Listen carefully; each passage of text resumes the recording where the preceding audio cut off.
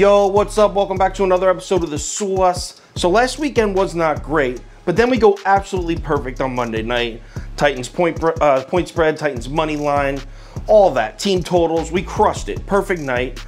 Then, opening night for NBA, we put together a nice little ticket also. 2-0 against the spread. The only thing we lost was a first half under. So it feels like we may be heating up right now, and I'm loving it. In this video, we're talking Thursday night football, Cleveland Browns, Denver Broncos. Let's do it. Welcome to The Sauce. The Sauce. The Sauce. Hey, get the sauce. All right, like I said, we got Denver on the road at Cleveland here. Browns laying a field goal at home.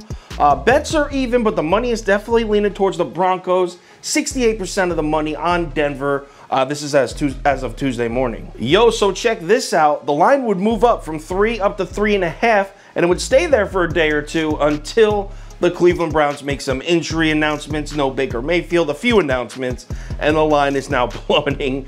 It's down to Cleveland -2 now. I even saw it at Cleveland -1.5 on a few books, and money on Denver is flooding in right now. So let's cap this game. If you subscribe to this channel, you already know the first step. We're running the numbers through the spreadsheet. According to the analytics, the line for this game should be Cleveland -10 and some change, but those analytics are almost useless because Cleveland's missing their whole goddamn team. All right, so let's run through a quick breakdown of this game. So I had prepared a bunch of notes about Baker Mayfield in the game last week. He really struggled against Arizona, and I was going to talk about the areas he can improve against Denver, but now he's not even playing, so I had to scrap all my notes and start from scratch. In fact, let's start right there on the Cleveland Brown injuries, because this is just insane. There's a good chance that Cleveland could be without, in this game against the Broncos, they could be without Baker Mayfield, Jarvis Landry, Odell Beckham, Nick Chubb, Kareem Hunt, and both starting offensive tackles. That's their entire offense. Is that not the 5 most valuable players on the offense right there? It gets even worse than that. We can move over to the defensive side. Jadeveon Clowney is questionable.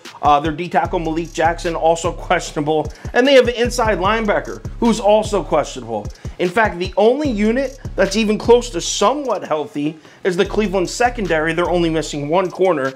That's somewhat healthy on Cleveland right now, only missing one corner. But here's the thing about the Browns secondary, that's their worst unit by far. They are awful. They were terrible again last week against Arizona. It seems like they play terrible against any team that has a strong-armed quarterback, spreads the D-backs out, and really exposes that secondary for the trash that it is. On that note, let's move on to Denver. So we'll start with Teddy Bridgewater. Does he have a strong arm to expose Cleveland's secondary?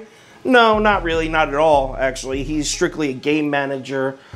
Teddy's a pretty good quarterback. I would never diss Teddy, but he's also not going to bring the roof down with his arm. In my opinion, the second biggest talking point in this game, first biggest is the Cleveland Browns injuries by far, no question.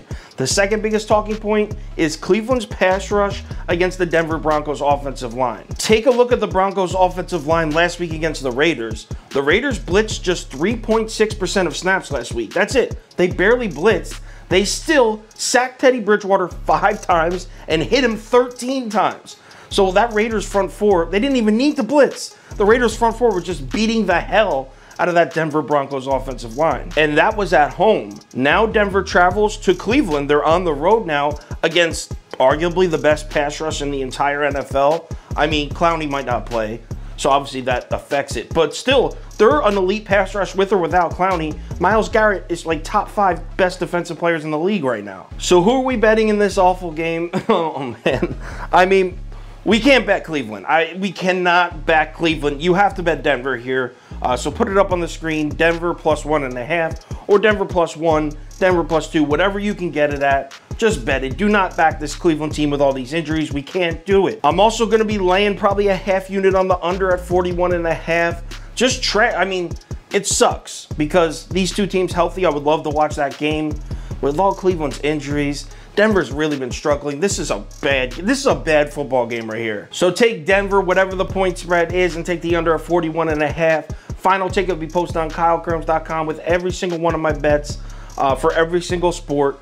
Posted around 4:35 p.m. Eastern time. Make sure you check that out. Also, if there's any crazy last-minute updates, injury updates, line movement, money shifts, anything like that, I will definitely put it on my Twitter, Instagram story, and Facebook. So make sure you check one of those platforms before you place your bets. NFL, we are in week 7 already. It's flying by. We seem to be heating up. So let's cook up a nice batch of units this week. I'll talk to you on Twitter.